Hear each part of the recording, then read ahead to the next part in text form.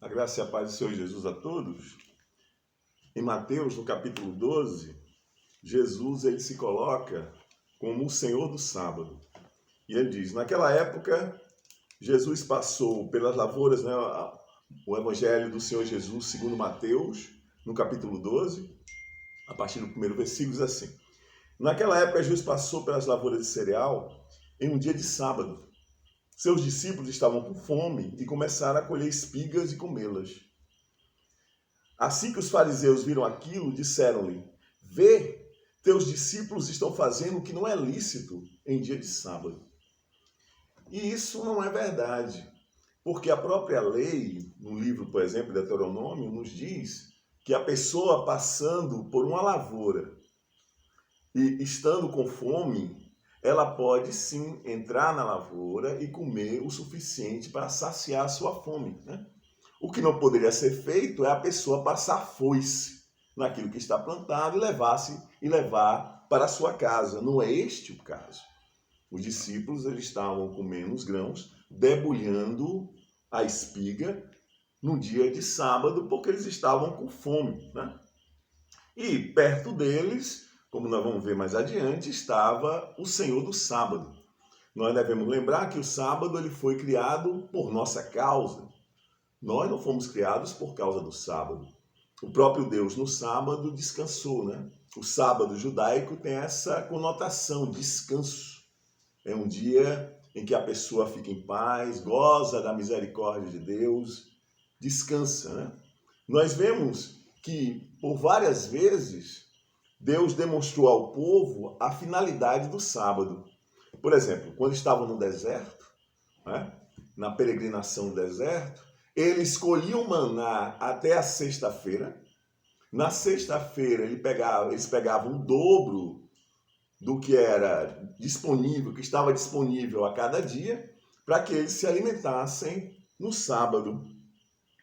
Então, é importante nós observarmos esse fato, que o Senhor Jesus vai deixar claro mais adiante, de que o sábado é para o nosso benefício, é para a nossa utilidade. Nada que o Senhor determina para as nossas vidas, nós devemos encarar como um peso. João, na sua primeira carta, diz que os mandamentos do Senhor não são pesados. Eles servem para que nos guiar, para nos orientar, para que nós sejamos capazes de fazer o que é certo, de usufruir de todas as bênçãos do Senhor para as nossas vidas. No versículo 2, continuando, Mateus nos revela que assim que os fariseus viram aquilo, disseram-lhe: vê, teus discípulos estão fazendo o que não é lícito em dia de sábado, debulhando a espiga. Mas Jesus lhes respondeu: não lestes o que fez Davi? Isso está em primeiro livro de Samuel. Quando ele e seus companheiros estavam com fome, como entrou na casa de Deus e comeu os pães da presença ou da proposição, os quais a lei não lhes permitia comer, nem a ele, nem aos que com eles estavam, mas exclusivamente aos sacerdotes. Né? Ou não lestes na lei que ao sábado os sacerdotes no templo violam o sábado e contudo são desculpados? Isso por quê? Porque eles faziam tarefas no sábado para garantir o culto a Deus, para garantir a cerimônia, os rituais de sacrifício até, e também muitas vezes para fazer o que era necessário ser feito para ser exposto no altar, como os pães da proposição. Então os pães da proposição tinham a finalidade de ser como que a presença de Deus ali no templo, e também era um pão para cada tribo, e também servia como alusão de que o povo estava agradecido a Deus pelas suas bênçãos, que tudo que eles tinham, que eles possuíam, eles estavam dando graças a Deus, né, tendo aqueles 12 pães ali expostos em cima do altar. Então, Jesus está lembrando esses fatos para eles, né? Então, pela misericórdia de Deus, Davi e os seus companheiros, eles usufruíram dos pães, porque o sacerdote estava tirando os pães que passaram a semana no altar e estavam colocando novos pães. Quando se faz isso, os sacerdotes e suas famílias comiam dos pães que eram substituídos, né? E Davi estava com fome, então, pela misericórdia de Deus, Deus permitiu a Davi para preservar a sua vida e a dos seus companheiros, que ele se alimentasse daqueles pães. E no versículo 6, pois eu vos afirmo que aqui está quem é maior do que o templo. Aqueles pães indicavam a presença do Senhor no templo e a gratidão de Israel. E Jesus estava dizendo, aqui está quem é maior do que o templo. Então, se vocês devem reverência a tudo isso que vocês dizem conforme a lei de Moisés, Jesus está dizendo, vocês também devem reverência a mim. Eu posso flexibilizar os seus regulamentos, as suas regras. Se isso for um ato de misericórdia e amor. É isso que Deus está, através de Jesus aqui, né? Mateus escrevendo, Jesus está nos ensinando, vivendo a palavra de Deus na sua plenitude, nos ensinando como é que Deus encara as suas regras, né? Como ele pode flexibilizar as suas regras conforme a sua misericórdia, o seu amor e a sua bondade para conosco. Entretanto, se vocês soubessem o que significam misericórdia quero e não holocausto, não tereis condenado os que não têm culpa. Pois o Filho do Homem é o Senhor do sábado. Né? Então, Jesus estava dizendo que, por misericórdia, eles deveriam entender aquela posição dos discípulos naquele momento. O interessante é que esses fariseus, ou eles foram avisados de que isso aconteceu, ou muitos deles estavam presentes no momento em que isso aconteceu. Né? Então, isso pressupõe que se eles estavam presentes, eles estavam seguindo a Jesus. E mais adiante, né? Versículo 9, tendo Jesus saído daquele lugar, foi para a sinagoga deles. Encontrava-se ali um homem que tinha uma das mãos atrofiadas. Mas procurando motivo para acusar Jesus, eles os questionaram. Eles o questionaram, é lícito curar no sábado? Né? Nós temos aqui a mesma regra que serviu na justificativa do Senhor Jesus em relação aos discípulos estarem debulhando o trigo no sábado, nós temos o mesmo princípio. Né? Jesus diz, ao que lhes propôs, qual de vós será o homem que tem uma ovelha e no sábado esta cair em um buraco, não fará todo o esforço para retirá-la de lá? Né? Imaginemos essa situação, a pessoa tem uma ovelha, no dia de sábado a ovelha ela cai no buraco, como eles vão deixar a ovelha morrer ali à míngua naquele buraco, né? Principalmente porque prejudicava suas finanças, porque ali era um prejuízo material. Né? Eles não, eles iam lá e tiravam a ovelha. E o entendimento é que nós, seres humanos, somos mais importantes. Na obra de Deus, nós somos aqueles que Deus concedeu tudo aquilo que Ele criou. Né? Nós somos, de fato, aqueles que usufruem de tudo que Deus criou. Porque Deus criou tudo para nós seres humanos. Então, nós temos grande valor para Deus, né? Mais do que uma ovelha até. Assim sendo, quanto mais vale uma pessoa do que uma ovelha. Por isso, é lícito fazer o bem no sábado. Está aí. Então, nada pode nos impedir, nenhum regulamento, nenhuma cerimônia, nenhum ritual pode nos permitir de fazer o bem ao outrem. Então dirigiu-se ao homem e disse, estende a tua mão. Ele a estendeu e ela foi restaurada, ficando sã como a outra. Diante disso, saíram os fariseus e começaram a conspirar sobre como poderia matar Jesus.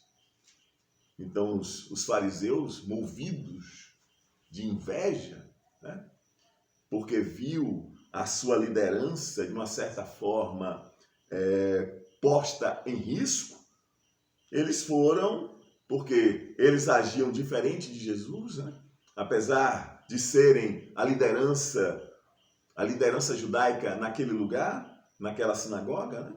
Eles não agiam por misericórdia, não agiam por amor, eles preferiam levar à risca um regulamento frio e calculista do que simplesmente ver a situação daqueles que estavam precisando da sua misericórdia e do seu amor, assim como Deus tem para todos nós, para com todos nós. Mas Jesus, sabendo disso, afastou-se daquele lugar, uma multidão o seguiu e a todos ele curou.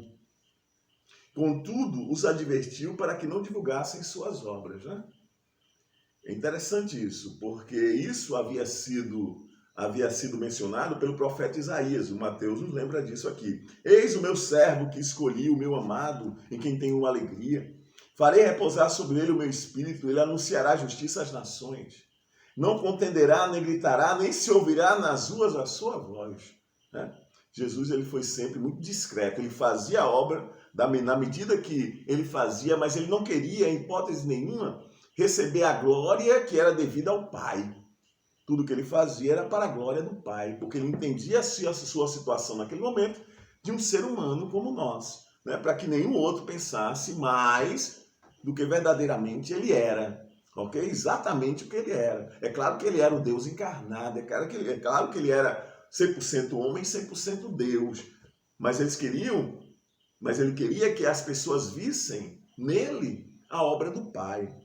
Né? Vissem nele aquilo que o Pai determinou para a vida de cada um de nós. Porque Jesus ele viveu em tudo obedecendo ao que foi determinado pelo Pai.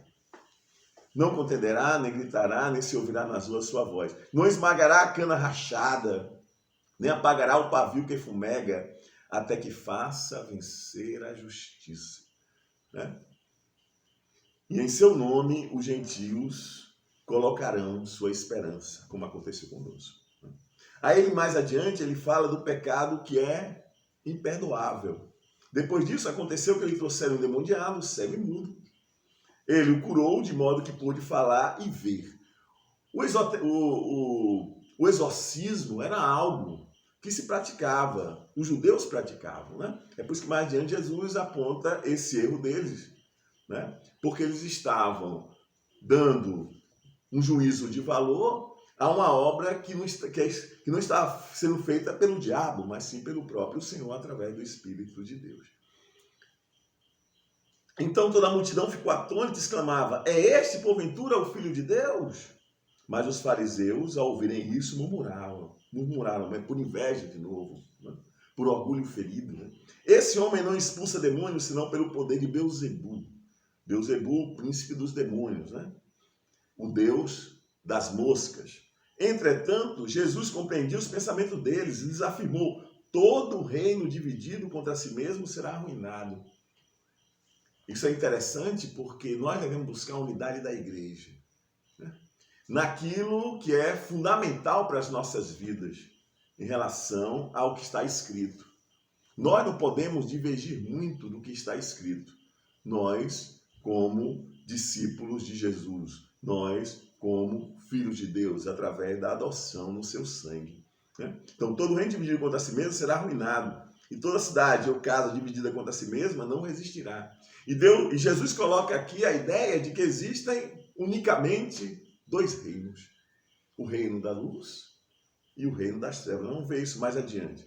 Se Satanás expulsa Satanás, está dividido contra ele próprio. Como poderá então subsistir o seu reino? Então há um reino organizado e esse reino ele é comandado por Satanás. É isso que se chama basicamente de reino das trevas. E se eu expulso demônios pelo Beelzebul, por quem os expulso os vossos filhos? Tá vendo? É porque havia o ato de exorcizar. Os judeus já praticavam esse ato. E por isso eles mesmos serão os vossos juízes. Mas se é pelo Espírito de Deus que eu expulso demônios, então verdadeiramente é chegado o reino de Deus sobre vós. Isso nos mostra novamente que Jesus ele tem um reino totalmente distinto de tudo aquilo que é contrário ao reino de Deus. O reino do Senhor Jesus é totalmente distinto de tudo aquilo. O reino de Deus verdadeiramente ele vem a nós através da obra e da pessoa do nosso Senhor e Salvador Jesus Cristo. Nós somos verdadeiramente os seus súditos. Então, quem com ele mesmo diz adiante, quem com ele não se ajunta, ele diz aqui no 30, quem não está comigo, está contra mim. Então, só existem dois reinos possíveis. Se nós não estamos do lado do Senhor Jesus, nós estamos claramente contra ele. Né? E aquele que comigo não colhe, espalha. Portanto, eu vos assevero, todos os pecados e blasfêmias serão perdoados às pessoas. A blasfêmia contra o Espírito Santo Não será, porém, perdoado. Então, a resistência da pessoa de aceitar a obra e a pessoa de Cristo, até as últimas consequências, né? Isso mostra a sua condenação. E o pior, a condenação eterna. Porque enquanto há vida, há possibilidade da pessoa se arrepender, né? Depois de morto, a palavra de Deus nos diz, segue-se o juízo. Qualquer pessoa que disser uma palavra contra o Filho do Homem, né, contra Jesus naquele momento, isso será perdoado. Porém, se alguém falar contra o Espírito Santo, aquele que está realizando a obra de Deus através de Jesus Cristo, isso não lhe será perdoado.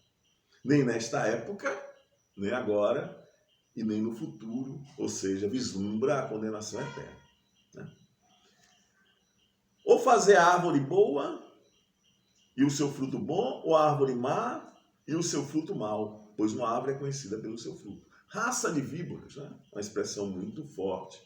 Uma expressão que João Batista usava sempre. Como podeis falar coisas boas sendo maus? Pois a boca fala do que está cheio o coração, relembrando o que nós pregamos no domingo. Uma boa pessoa tira do seu bom tesouro todas do seu bom tesouro coisas boas, mas a pessoa má tira do seu tesouro mau, coisas más.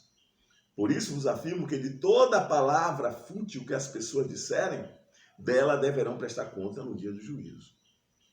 Porque pelas tuas palavras serás absolvido e pelas tuas palavras serás condenado. Agora vem a parte principal da mensagem de hoje. Né? Nós devemos entender, isso Jesus estava dizendo que ele era superior a tudo aquilo que os judeus admitiam como vindo da parte, como vindo da parte de Deus, que os judeus admitiam, né? Então Jesus fez esses grandes milagres, esses grandes sinais, essas obras portentosas, e eles não creram. Eles não creram, né? Porque Jesus curou o homem da mão mirrada, né? E tantos outros milagres que Jesus fez, que foram relatados nas lideranças judaicas, chegou até em Jerusalém, né? Ao sumo sacerdote e ao sinédrio.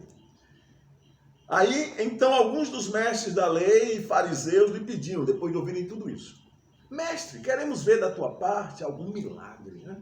Algum sinal, alguma maravilha. Né? Porque eles estavam acostumados, sim, né?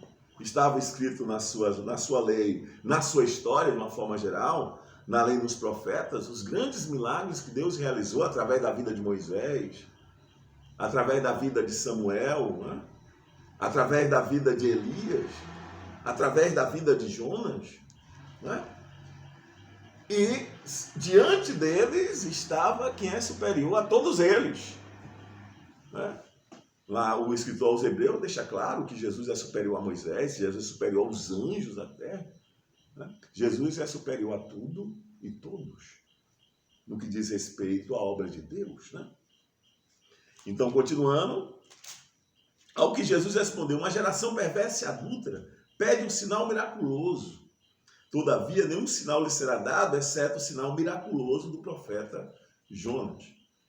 E nós sabemos que Jonas passou 3 dias e 3 noites no ventre do grande monstro marinho, que algumas traduções trazem como baleia. Mas o termo ali é grande monstro marinho. Ele passou 3 dias e 3 noites lá, no ventre da baleia, nas entranhas da baleia.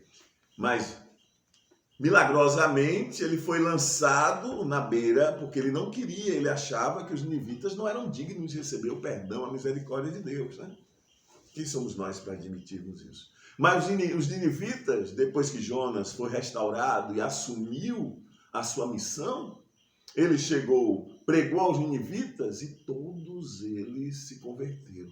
Todos eles se arrependeram dos seus pecados. É claro que 150 anos depois, então, uma outra geração, Naum havia profetizado que Nínive ia ser totalmente destruída, e de fato foi. Mas com a pregação de Jonas, os ninivitas se arrependeram. Portanto, assim como esteve Jonas 3 dias e 3 noites no ventre de um grande peixe, né, o sinal é esse: o Filho do Homem iria ressuscitar. Jesus iria ressuscitar dos mortos. Ele ia também ascender aos céus. O primeiro da nova humanidade, né? É isso que muitas traduções falam, o primogênito dentre os mortos, o primeiro nessa nova modalidade de humanidade, nele, né, que somos nós que estamos fazendo parte do seu reino. Como ele, nós teremos um corpo glorificado. Então, assim o Filho do Homem estará 3 dias e 3 noites no coração da terra. Então, o coração da terra parece-nos que é o lugar do abismo, né? Onde em densas trevas, né, estão aqueles que se rebelaram contra Deus, Satanás e seus demônios, né? Essa é uma expressão muito interessante. O povo de Nínive se levantará no dia do juízo com esta geração e a condenará, pois eles se arrependeram com a pregação de Jonas. Jesus diz, e eis que aqui está quem é maior do que Jonas. Ele cita também a rainha de Sabá, que é a rainha do sul, né? Sabá era uma região que ficava ao sudoeste da Arábia, hoje é o atual Iêmen, né? E ela se deslocou até Jerusalém para ouvir a sabedoria de Salomão. E ela ficou espantada, maravilhada com a sabedoria e com a riqueza de Salomão. E Jesus diz no final, e eis que aqui está quem é maior do que Salomão. Aí ele fala algo, ele volta a falar sobre o fato do exorcismo, né? Quando se expele o espírito imundo. Ele diz, quando o espírito imundo sai de uma pessoa, é expelido de uma pessoa, né? Passa por lugares áridos procurando descanso, mas não encontra onde repousar. Todos aqueles que ouviram a revelação da palavra de Deus e a entenderam, eles se livram dessa ação demoníaca. Dessa ação, até mesmo da ação maligna, quando o Espírito Santo de Deus vem habitar em nós, ele mortifica a nossa carne, a nossa própria vontade. Nós passamos a fazer a vontade de Deus, né? Então, Jesus estava falando que, uma vez a pessoa ouvindo a palavra de Deus, sendo iluminada por ela, sendo expulsa aquela ação maligna demoníaca, né? Ela não se voltar para Deus, depois de ver todas as maravilhas que Deus fez, através, principalmente aqueles que estavam ali, através de Jesus Cristo, nosso Senhor, enquanto esteve entre nós, né? Então ele diz, se a pessoa não entregar as suas condições a Deus, e Deus passa a gerir a sua vida, o que acontecerá? O espírito imundo dirá, vou voltar para a minha antiga casa. E retornando, encontra a casa ocupada, varrida e arrumada. Sem um senhor devido, né? Sem alguém que direcione de forma devida. Então não adianta simplesmente se expulsar o demônio da vida de uma pessoa e a pessoa não se voltar para Deus em Cristo Jesus. Estou trazendo para os nossos dias, né? Porque uma vez liberta aquela pessoa por um tempo, né? O espírito imundo volta, conhece a fraqueza daquelas pessoas. Jesus diz que ele volta trazendo outros 7 piores do que ele próprio, né? Do que aquele que foi expelido. E o final daquela pessoa é pior do que o seu primeiro estado. Assim também ocorrerá com esta geração má. Porque estava ali, quem estava pregando aquela geração, a verdade. Estava ali o verdadeiro libertador da humanidade, o salvador do mundo, aquele que mostra o verdadeiro sentido da vida, conforme os primeiros intuitos de Deus, quando criou Adão e Eva, né? Mas Adão e Eva desobedeceram a Deus, com isso no mundo veio a ação maligna e consequentemente a ação demoníaca, né? E a humanidade ficou à mercê dessa atuação. Mas Jesus está dizendo que todos que prestam atenção nele, que ouvem as suas palavras e o seguem, estão libertos dessa condição de voltarem a serem amaldiçoados, se permanecerem na palavra. Isso não significa que nesta vida nós estamos isentos do sofrimento, não estamos. Mas aguardamos novo céu e nova terra, né? Aguardamos a verdadeira libertação quando nos libertaremos desse corpo ainda contaminado pelo pecado e teremos um corpo tal qual o Senhor Jesus tem hoje, um corpo glorioso, não mais sujeito aos malefícios desta vida por conta da desobediência de Adão, né?